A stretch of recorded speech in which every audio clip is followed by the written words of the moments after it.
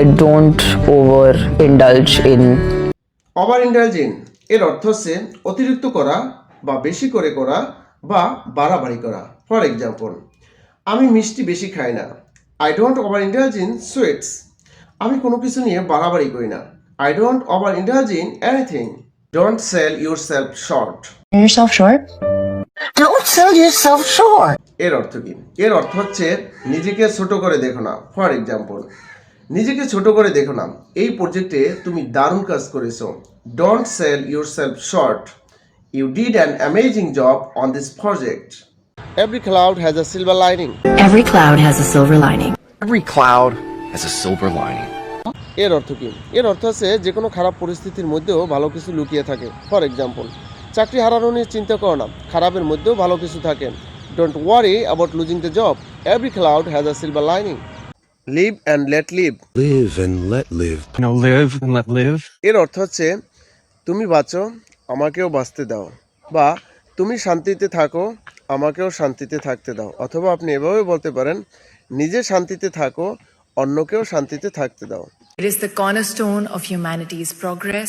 Corner stone শব্দের অর্থ হচ্ছে মূল ভিত্তি বা সবচেয়ে গুরুত্বপূর্ণ অংশ। ফর এক্সাম্পল, শিক্ষা সফলতার মূল ভিত্তি। Education is the corner stone of success. So I was very elitist. That I am elitist. You're very elitist. So I was very elitist. এখানে ইলিটিস্ট শব্দের অর্থ হচ্ছে অভিজাত্যবাদী বা এলিটবাদী। My dead body. For my dead body. Over my dead body এর অর্থ কি? এর অর্থ হচ্ছে আমার জীবিত অবস্থায় এটা সম্ভব না, বা আমি জীবিত থাকলে এটা হতে দেব না। ফর এক্সাম্পল, তুমি তাকে বিয়ে করতে চাও, আমি জীবিত থাকলে এটা হতে দেব না। Do you want to marry her? Over my dead body. আমরা $100 বলতে পারি, কিন্তু 100 টাকা কেন বলতে পারি না? চলুন দেখি। ফার্স্ট রিজন, ইংরেজিতে মুদ্রার নাম সাধারণত বহুবচন হিসেবে ব্যবহৃত হয়, কিন্তু বাংলায় মুদ্রার নাম বহুবচন হিসেবে ব্যবহৃত হয় না। সেকেন্ড রিজন, ইংরেজিতে মুদ্রার নাম নাউন হিসেবে ব্যবহৃত হয়, কিন্তু বাংলায় মুদ্রার নাম ইউনিট হিসেবে ব্যবহৃত হয়। সেজন্য আমরা বলতে পারি $100, €100, £100। কিন্তু আমরা যখন 100 টাকা, 50 টাকা, 20 টাকা বলি, এগুলো সাধারণত নিজেরাই বহুবচন ভাব প্রকাশ করে, তাই শব্দটিকে আবার বহুবচন করতে হয় না। আশা করি বুঝছেন। রিড মাই লিপস এর অর্থ কি? এর অর্থ হচ্ছে আমার কথা ভালো করে শোনো। এটি সাধারণত জোর দিয়ে, শক্তভাবে বা হুঁশিয়ারি দিয়ে কিছু বলতে ব্যবহার করা হয়ে থাকে। ফর এক্সাম্পল, আমার কথা ভালো করে শোনো, আমি আর ফিরে আসছি না। Read my lips, I am not coming back. I don't rest on my laurels. I don't rest on my laurels এর অর্থ হচ্ছে আমি অতীত সফলতার উপর ভর করে বসে থাকি না, বা আমি অতীত অর্জনগুলো নিয়ে বসে থাকি না। ফর এক্সাম্পল, আমি অনেক কিছু অর্জন করেছি, কিন্তু আমি অতীত অর্জনগুলো নিয়ে বসে থাকি না। I have achieved a lot, but I don't rest on my লরেলস।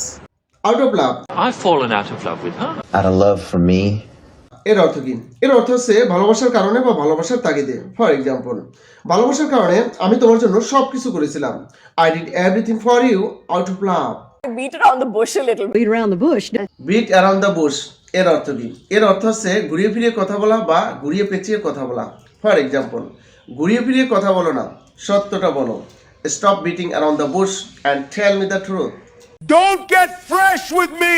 Don't get fresh with me এর অর্থ হচ্ছে আমার সাথে বেয়াদবি করো না বা আমার সাথে বাড়াবাড়ি করো না। এটি সাধারণত তখন বলা হয় যখন কেউ খুব বেশি ঘনিষ্ঠ চেষ্টা করে, অসম্মানজনকভাবে কথা বলে বা সীমা ছাড়িয়ে যায়। ফর এক্সাম্পল, আমার সাথে বেয়াদবি করো না, আমি একদম সহ্য করবো না। Don't get fresh with me, I won't tolerate it at all.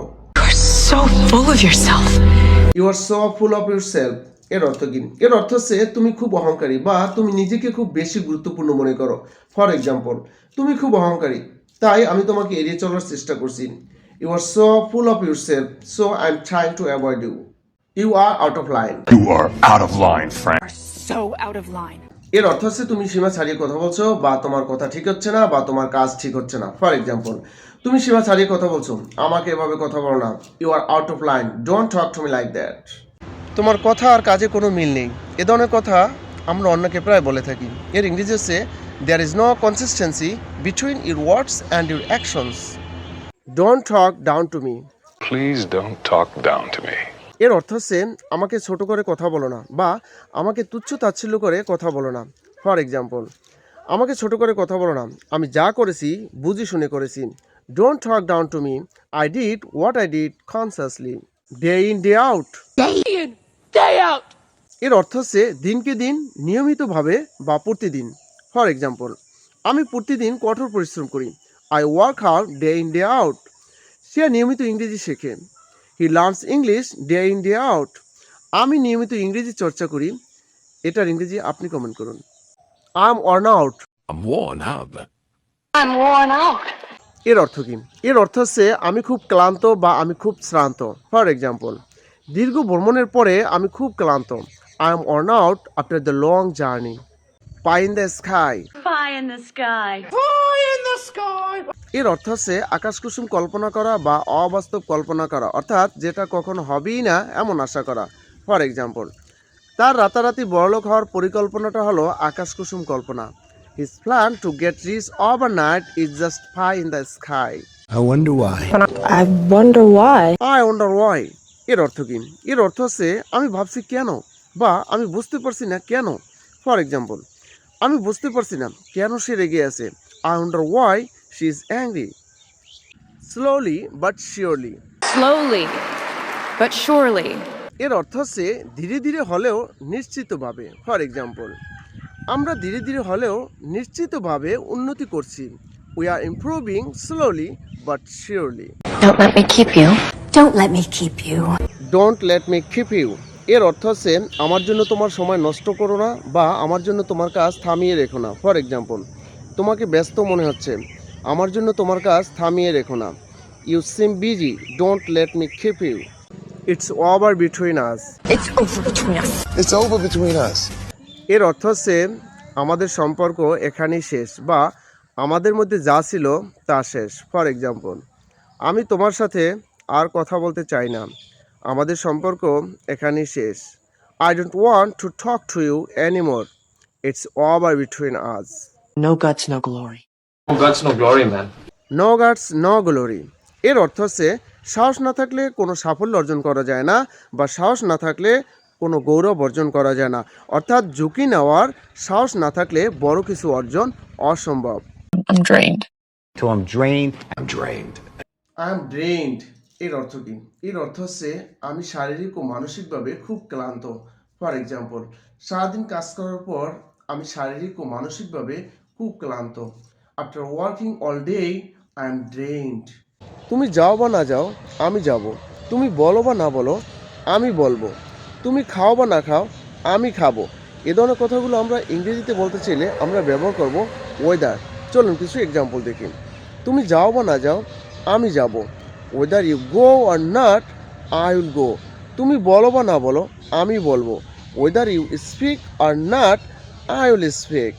তুমি খাও বা না খাও আমি খাবো। Whether you eat or not I will eat. তুমি করো বা না করো আমি করব। এটার ইংরেজি আপনি কমেন্ট করুন। Don't get me wrong. Don't get me wrong. Don't get me wrong. এর অর্থ হচ্ছে আমাকে ভুল বোঝো না। ফর এক্সাম্পল, আমাকে ভুল বোঝো না, আমি ইচ্ছে করে এসব করিনি। Don't get me wrong, I didn't do any of this on purpose. So be it. So be it. So be it. So be it. এর অর্থ কি? এর অর্থ হচ্ছে তাই হোক বা যা হওয়ার হবে। ফর এক্সাম্পল, যা হওয়ার হবে আমি সেখানে যাবই। So be it, I will go there anyway. তুমি যাবে কি যাবে না, তুমি করবে কি করবে না, তুমি বলবে কি বলবে না, এ ধরনের কথাগুলো আমরা প্রায় বলে থাকি। ইংরেজিতে কীভাবে বলবো চলুন দেখি। তুমি করবে কি করবে না, will you do it or not. তুমি যাবে কি যাবে না, will you go or not. তুমি খাবে কি খাবে না, will you eat or not. তুমি বলবে কি বলবে না, will you speak or not. তুমি শুনবে কি শুনবে না, এটার ইংরেজি আপনি কমেন্ট করুন। Rome wasn't built in a day. Rome wasn't built in a day. Rome wasn't built in a day। এর আক্ষরিক অর্থ হচ্ছে রোম একদিনে গড়ে ওঠেনি, কিন্তু এর ভাবার্থ হচ্ছে বড় কাজ বা বড় সাফল্য অর্জন করতে সময় লাগে, অর্থাৎ ধৈর্য ধরতে হয়। I can tell you he is a disaster. He is a disaster. এর অর্থ হচ্ছে সে একেবারে সর্বনাশা একজন মানুষ, বা সে একেবারে ঝামেলাপূর্ণ একজন মানুষ। এটি সাধারণত কারো আচরণ, কাজ বা দক্ষতাকে খুবই খারাপ বোঝাতে বলা হয়ে থাকে। Enough is enough. Enough is enough এর কয়েকটি চমৎকার অর্থ রয়েছে, যেমন যথেষ্ট রয়েছে, এখন আর সহ্য করা যাবে না। আর নয়, এবার থামতে হবে। I'm gonna suck it up. Suck it up এর অর্থ হচ্ছে মেনে নাও বা পরিস্থিতি কঠিন হলেও সহ্য করো বা অভিযোগ না করে কাজটা করো। ফর এক্সাম্পল, কাজটা কঠিন হলেও মেনে নিয়ে শেষ করো। Suck it up and finish the work. What have you been up to? What have you been up to? What have you been up to এর অর্থ হচ্ছে এই কদিন কি করছিলে বা এই কদিন কি নিয়ে ব্যস্ত ছিলে। ফর এক্সাম্পল, এই কদিন কি করছিলে, তোমাকে দেখলাম না যে। What have you been up to, I didn't see you around. And I'll work my tail off. Work my tail off এর অর্থ হচ্ছে অত্যন্ত পরিশ্রম করা বা হাড় ভাঙা খাটুনি খাটা। ফর এক্সাম্পল, প্রজেক্টটা শেষ করতে আমি অত্যন্ত পরিশ্রম করেছি। I work my tail off to finish the project. Your days are numbered Your days are numbered. Your days are numbered. এর অর্থ হচ্ছে তোমার সময় ফুরিয়ে আসছে বা তোমার শেষ সময় ঘনিয়ে এসেছে। এটি সাধারণত কাউকে হুমকি, সতর্কবার্তা বা খুব খারাপ পরিণতি আসন্ন বোঝাতে বলা হয়ে থাকে। Of course, I'm game, bro. I am game এর অর্থ হচ্ছে আমি রাজি বা আমি প্রস্তুত। ফর এক্সাম্পল, তুমি যদি নতুন কিছু চেষ্টা করতে চাও, আমি রাজি।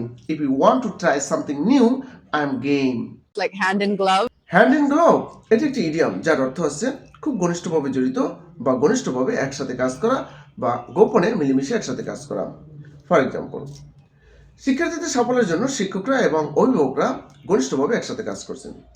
Teachers and parents are working hand in glove for the students success. I pity you I pity you. I pity you.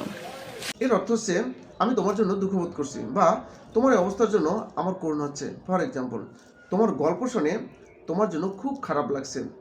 I fit you after hearing your story. I was really kind of on the fence about it at first. On the fans এর অর্থ হচ্ছে দ্বিধায় থাকা বা সিদ্ধান্তহীন অবস্থায় থাকা। For example, এই ফোনটি কিনবো কিনা এ নিয়ে আমি দ্বিধায় আছি। I am on the fence about buying this phone. You are my rock You are my rock. My rock. You are my rock.